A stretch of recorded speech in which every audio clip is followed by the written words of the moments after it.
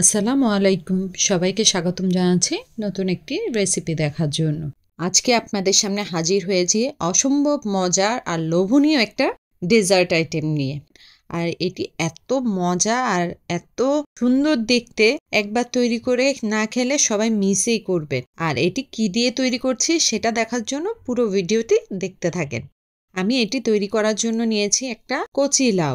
আর এই লাউটা এতটাই কচি হবে যে এটা সিল্কার উপর দিয়ে পশমের মতো আবরণ থাকে সেটাও থাকতে হবে। আর এখন যেহেতু শীতকাল, এরকম কচি লাউ অ্যাভেলেবেল পাওয়া যাচ্ছে, তবে বিচি হয়ে গিয়েছে এই ধরনের লাউ নিলে এই ডেজার্টটা তৈরি করলে স্বাদটা এতটা ভালো লাগবে না। আমি একটি পিলারের সাহায্যে ভালো করে ছিলে নিয়েছি এবং টুকরো করে নিয়েছি। এখন এটা কি করব সেটা দেখবেন, চলুন।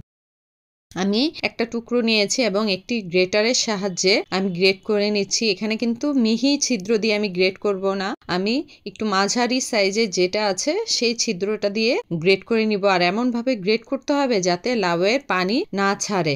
আর একটা জিনিস খেয়াল করবেন, লাউয়ের বুকের দিকে যে বিচিযুক্ত সাদা অংশ থাকে সেটা অবশ্যই ফেলে দিতে হবে, সেটা নেওয়া যাবে না, ওই ক্ষেত্রে আপনার ডেজার্টটা ভালো হবে না। যারা আমার এই ভিডিওগুলো দেখছেন তাদেরকে অবশ্যই বলবো আমার চ্যানেলটাকে সাবস্ক্রাইব করে পাশে থাকা বেল বাটনটি অন করে দিবেন, যাতে আমার পরবর্তী নতুন নতুন ভিডিওর নোটিফিকেশনগুলো সবার আগে আপনারা পেয়ে যান। আমি একে একে সবগুলো টুকরো এইভাবে গ্রেড করেছি, সেটা অবশ্যই আপনারা দেখে বুঝতে পারছেন। আমি যেভাবে গ্রেড করেছি একটুও পানি বের হয়নি। আমি চুলায় একটা প্যান বসিয়ে দিয়েছি এবং প্যানের মধ্যে সম্পূর্ণ গ্রেট করা লাউটা দিয়ে দিয়েছি। এখানে আমার 3 কাপ পরিমাণ লাউ হয়েছে। আপনারা আপনাদের প্রয়োজন মতো লাউ এখানে ব্যবহার করবেন। লো এবং মিডিয়াম আঁচে আমি খুব ভালো করে লাউটাকে ভেজে নিচ্ছি, যাতে লাউয়ের মধ্যে যে এক্সট্রা পানি আছে প্লাস লাউয়ের যে একটা গন্ধ আছে সেটা যাতে চলে যায়। একটা জিনিস খেয়াল করেছেন নিশ্চয়ই, আমি এখানে কোনো ঘি ব্যবহার করিনি। আমি খালি প্যানের মধ্যেই কিন্তু লাউটা দিয়েছি এবং যখন লাউটা একটু ভাজা হয়ে গিয়েছে তখন আমি এখানে 1 কাপ পরিমাণ চিনি ব্যবহার করব। তবে চিনিটা আমি সম্পূর্ণ একসাথে দিব না, অল্প অল্প করে দিব এবং লাউয়ের সাথে মিশিয়ে নিব। কারণ যখনই আমি চিনিটা দিব তখন লাউয়ের গায়ে থেকে অতিরিক্ত পানি ছাড়া শুরু হয়ে যাবে এবং চিনি দেওয়ার কারণে এটি নরম হয়ে আসবে। আমি অল্প অল্প চিনি দিচ্ছি এবং নেড়ে দিচ্ছি। এই মিষ্টিটা আপনারা নিজেদের স্বাদ অনুযায়ী ব্যবহার করতে পারেন। কেউ চিনি কম খেলে বা মিষ্টিটা কম পছন্দ করলে তারা কম ব্যবহার করবেন, আর যারা এর চেয়েও বেশি মিষ্টি পছন্দ করেন তারা আরও চিনি দিয়ে দিতে পারেন। আমি সম্পূর্ণ চিনিটা দিয়ে দিয়েছি এবং খুব ভালো করে মেল্ট করে নিয়েছি। এখন একটি ঢাকনা দিয়ে আমি এই চিনি এবং লাউটাকে সিদ্ধ হওয়ার জন্য কিছুক্ষণের জন্য ঢেকে দিব। কিছুক্ষণ পরেই ঢাকনা খুলে দেখে নিতে হবে লাউটা সিদ্ধ হয়েছে কিনা এবং পানিটা ড্রাই হয়েছে কিনা। আমি আবারও নেড়ে দিচ্ছি এবং অতিরিক্ত যে পানিটা বের হয়েছে সেটা শুকিয়ে নেওয়ার জন্য নাড়াচাড়া করে দিচ্ছি। এই পর্যায়ে আমি হাফ কাপের মতো দুধের সর দিয়ে দিচ্ছি। আপনারাও চেষ্টা করবেন মালাইযুক্ত সরটা দেওয়ার জন্য, আর যদি না থাকে সেই ক্ষেত্রে ঘন দুধটা আপনারা ব্যবহার করতে পারেন। আমি মালাইটা দেওয়ার পরে খুব ভালো করে লাউয়ের সাথে সম্পূর্ণ মালাইটা মিশিয়ে নিচ্ছি। আমি 100% বলতে পারছি যারা লাউ বা সবজি জাতীয় জিনিস খেতে পছন্দ করে না তারাও এই লাউয়ের ডেজার্টটি খেলে এটির স্বাদ মুখে লেগে থাকার মতো থাকবে এবং ভুলতে পারবে না এটা কি খেয়েছে। এই পর্যায়ে আমি দিয়ে দিচ্ছি একটু রেডমিনের গ্রিন ফুড কালার। আপনারা চাইলে এটা ব্যবহার করতে পারেন, আর না চাইলে স্কিপ করে দিতে পারেন। তবে লাউ যেহেতু সবুজ রং তাই আমি ফুড কালারটা ব্যবহার করছি যাতে লুকটা সুন্দর আসে। আপনারা যারা এখনো আমার চ্যানেলটাকে সাবস্ক্রাইব করেননি অবশ্যই আমার চ্যানেলটাকে সাবস্ক্রাইব করে পাশে থাকা বেল বাটনটি অন করে দিবেন, যাতে আমার পরবর্তী নতুন নতুন ভিডিওর নোটিফিকেশনগুলো সবার আগে আপনারা পেয়ে যান। আর আপনারা কে কোথা থেকে আমার এই রেসিপিগুলো দেখছেন অবশ্যই কমেন্ট করে জানাবেন।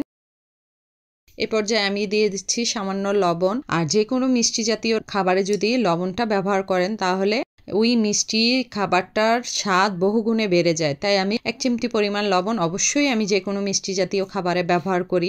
আমি এই পর্যায়ে হাফ কাপের মতো গুঁড়ো দুধ দিয়ে দিয়েছি। আপনারা চাইলে এখানে মাওয়াও ব্যবহার করতে পারেন। আমি এখানে পাউডার গুঁড়ো দুধটা দিয়েছি। যে কোনো ডেজার্টের মধ্যে যদি আপনি গুঁড়ো দুধটা ব্যবহার করেন এর স্বাদটা কিন্তু অনেকাংশে বেড়ে যায়। আমি এখানে ড্রাই কোকোনাটও দিয়েছি হাফ কাপের মতো। এই পর্যায়ে এসে আমি ঘি দিচ্ছি। এখানে আমি 4 টেবিল চামচ পরিমাণ ঘি নিয়েছি। এখন যেহেতু শীতকাল তাই ঘিটা আমার জমে গিয়েছে। আপনারা একটু মেল্ট করে নিতে পারেন ঘিটা। আর এই ঘিটাও কিন্তু আমার বাসায় তৈরি করা। আপনারা চাইলে আমার ঘি বা বাটার তৈরি করার ভিডিওগুলো দেখে আসতে পারেন। আমি কিন্তু সম্পূর্ণ ঘি একসাথে দেইনি, অল্প অল্প দিচ্ছি এবং লাউয়ের সাথে মিশিয়ে নিচ্ছি। দেখুন আমি খুব ভালো করে ঘি এবং লাউ মিশিয়ে নিচ্ছি। আমরা সচরাচর লাউ কদু বা দুধ কদু সবাই খেয়েছি, কিন্তু এই ডেজার্টটি অবশ্যই আমি রিকোয়েস্ট করব আপনাদেরকে তৈরি করে খাওয়ার জন্য। আর এই ডেজার্টটির নাম দিয়েছি আমি লাউয়ের শাহী লাড্ডু। আর এর লুক দেখলে অবশ্যই আপনারা বলবেন আসলে এটি শাহী শাহী লুক নিয়ে এসেছে এবং টেস্টের দিক দিয়েও অসম্ভব মজা। এই পর্যায়ে আমি দিয়ে দিচ্ছি এলাচি গুঁড়া। আপনারা চাইলে এখানে এলাচিটা স্কিপ করতে পারেন, যারা এলাচির ফ্লেভার পছন্দ করেন না তারা এটা স্কিপ করতে পারেন, তবে আমাদের কাছে ভালো লাগে তাই আমি এলাচির গুঁড়াটা দিয়েছি। আর এখন দিয়ে দিচ্ছি মাওয়া। আর এই মাওয়াটাও আমার ঘরে তৈরি করা। আপনারা চাইলে এখানে শুধু গুঁড়ো দুধ দিয়েও তৈরি করতে পারেন, আমার কাছে মাওয়াটাও ছিল তাই আমি মাওয়াটাও দিয়েছি। আর এই কারণে আমি এটার নাম দিয়েছি শাহী লাউয়ের লাড্ডু। আপনারা যদি হালুয়া হিসেবে খেতে চান সেই ক্ষেত্রে একটু নরম থাকা অবস্থায় আপনারা এটা নামিয়ে নেবেন।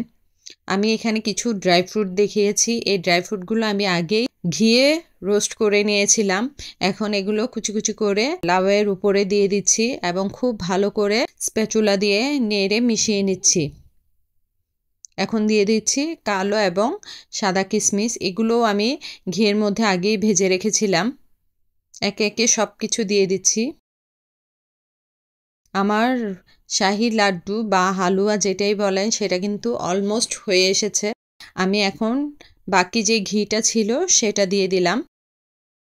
শেষ পর্যায়ে যদি আপনি ঘিটা দেন সেক্ষেত্রে ঘিয়ের ফ্লেভারটা অসম্ভব সুন্দরভাবে নাকে লাগে, কারণ আগে যদি আমি ঘিটা দিয়ে দিই সেই ক্ষেত্রে ঘিটা কিন্তু ভাজার সাথে সাথে ঘিয়ের ফ্লেভারটাও নষ্ট হয়ে যায়, তাই আমি শেষের দিকে ঘিটা দিয়েছি।